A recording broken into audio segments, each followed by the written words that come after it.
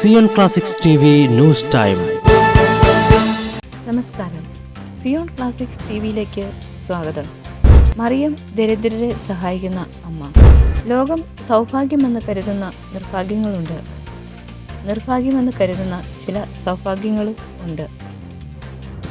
അതിലൊന്നാണ് ദാരിദ്ര്യം. മറിയം പറഞ്ഞു, ഇതാ കർത്താവിൻ്റെ ദാസി. ഇതാ എന്ന വാക്ക് പരിശുദ്ധ അമ്മയുടെ ദൈവാശ്രയ ബോധത്തെ സൂചിപ്പിക്കുന്നു.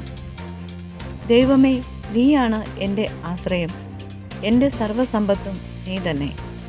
പരിശുദ്ധ അമ്മ ദൈവത്തിൽ ശരണം വച്ചതുമൂലം തൻ്റെ ആരോഗ്യവും സമയവും എല്ലാം മറ്റുള്ളവരെ സമ്പന്നരാക്കാൻ അവൾ വിനിയോഗിച്ചു.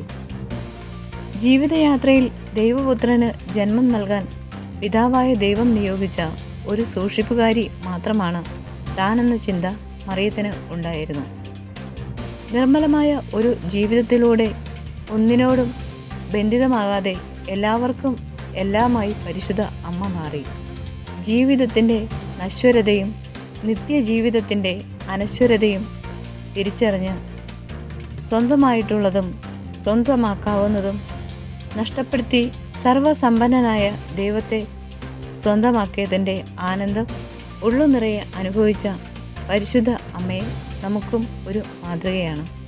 പരിശുദ്ധ അമ്മ ഒരിക്കൽ വിശുദ്ധ ബ്രിജിത്തിന് ഇങ്ങനെ വെളിപ്പെടുത്തി കൊടുത്തു: ആരംഭം മുതലേ ഈ ലോകത്തിലെ വസ്തുക്കൾ ഒന്നും ഒരിക്കലും സ്വന്തമാക്കരുതെന്ന് ഞാൻ എൻ്റെ ഹൃദയത്തിൽ വ്രതമെടുത്തിരുന്നു.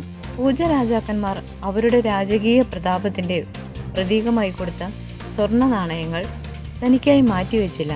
പകരം യോസേപ്പിലൂടെ ദരിദ്രർക്ക് വിതരണം ചെയ്തു. പരിശുദ്ധ അമ്മ വിശുദ്ധരോട് വീണ്ടും ഇങ്ങനെ പറയുന്നു: എനിക്ക് നേടിയെടുക്കാമായിരുന്നതെല്ലാം ഞാൻ ദരിദ്രർക്ക് കൊടുത്തു. എനിക്ക് വേണ്ടി ദരിദ്രർക്കുള്ള ആഹാരവും വസ്ത്രവും അല്ലാതെ ഒന്നും ഞാൻ നീക്കിവെച്ചില്ല. പരിശുദ്ധ അമ്മയ്ക്ക് ദരിദ്രരോടുള്ള സ്നേഹം മൂലം ആശാരിയായ വിശുദ്ധ യോസേപ്പിനെ വിവാഹം കഴിക്കുന്നത് ഒരു നാണക്കേടായി അവൾ കണ്ടില്ല.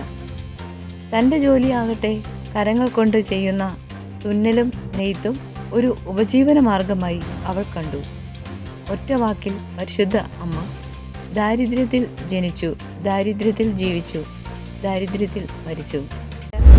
കൂടുതൽ ക്രിസ്തീയ വാർത്തകൾക്കായി ഈ ചാനൽ മറക്കാതെ സബ്സ്ക്രൈബ് ചെയ്യുക.